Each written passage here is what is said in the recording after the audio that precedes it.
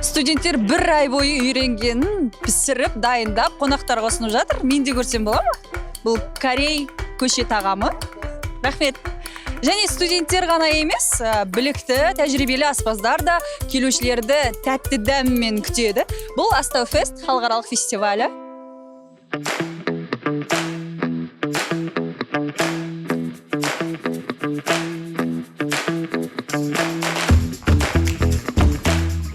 Жігіттер көп пе тобыңда?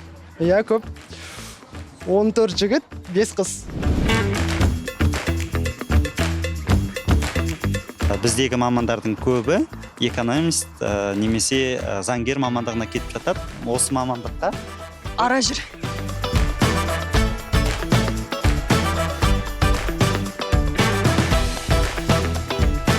Ташкент шай деген сіздерде жоқ екен, бірақ бізде бар. Біздерде жоқ Ташкент шай. Бұл жерде іштім. Қайдан шыққан ол? Қарақалпақтан шыққан. Фестивальге ене кеткенде ас атасының түрі шықты алдымнан. Аспаздың студенттермен бірге пісірген екен. Өзіңіздің асханаңызға алып бардыңыз ба студенттерді? Мен осы қоғамдық тамақтандыру және сервис колледжінің арнайы пән мұғалімімін.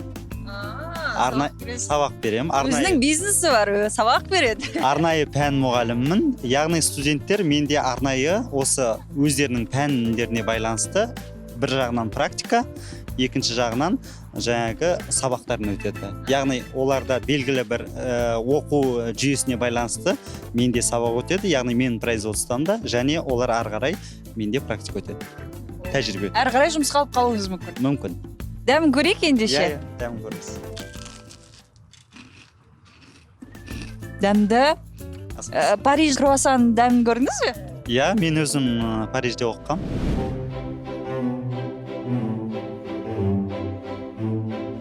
Мына жерде қазақ тағамдарының классикасы мен модерн нұсқасы болып жатыр. Өйткені түрлі түсті бауырсақтарды көріп тұрмын. Ал мына тағамдарды мен танымай тұрмын. Айта кетіңізші. Бұл тағамның атауы өрме төс. Яғни малдың төсі бар ғой. Сол төстің етегі болады. Сол еттен орама қылып жасалынған тағам. Асқабақты пісіріп, сүтпен езіп, соған аштықы емес ойтықы қосып, қызыл болып тұрғаны, яғни қызылша, табиғи бояу. Тамақ жеу үшін ғана келгем жоқ қой. Ішекті өруді үйреніп кетейін дедім, ең болмаса. Негізі аспаздар тырнақ өсірмейді ғой, иә негізі? Негізі өсірмейді, иә. 3 сағат қайнау үшін аздық етеді ау мына су. Батады. Құйып тұрамыз ғой суды. Бізді ұятқа қалдырмасын.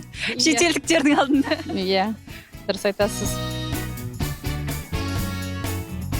Ұлттық тағам трендтен түспеу үшін, сәннен шықпау үшін не істеу керек? Сіздерде бір жақсы қолға алынған сияқты ұлттық тағамның әрдайым сұраныста болуы. Әрдайым асымыз бірінші орында тұру үшін ең әуелі тартымды және дәмді болу керек. Бізде Өзбекстанда көпшілігі өзіміздің палауды жейді. Әрбір тойда, жиында, мерекелерде палау басты тағам. Сол үшін халықтың талабы да жоғары. Ал біз талапқа сай болу үшін үнемі барымызды саламыз. Адамдар күтіп қалыпты біраз. Иә. Қазір 2-ші курссың ғой. Қазір саған аспаз болып істей беруге бола ма мейрамханаларда? Жоқ, әлі істеуге болмайды. 3-ші курста уже бізде 70% практика и жұмысқа қосуға болады. Ғимарат ішіне кірсем, инклюзивті қоғамның ең кішкентай өкілдері балмұздақ жасауды үйреніп жатыр екен.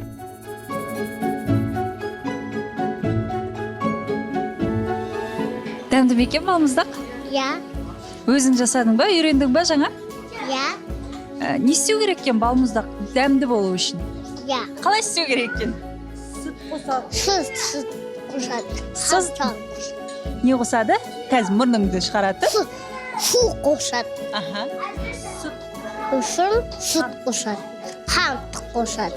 Мені шақырия балмұздақ дайындағанда. Иә. Хабарласы оян бағдарламасына хабарлас бізге, жарай ма? Мына көбік не? Су мен лимон согын блендермен бұлғап, әдейі аппаратым бар, сол аппаратқа қосып, осындай пена шығарам. Шетелдіктерге, меймандарға көрсетіп жатырсыз ғой, олар сонда пісіре алмай ма бұндай қылып?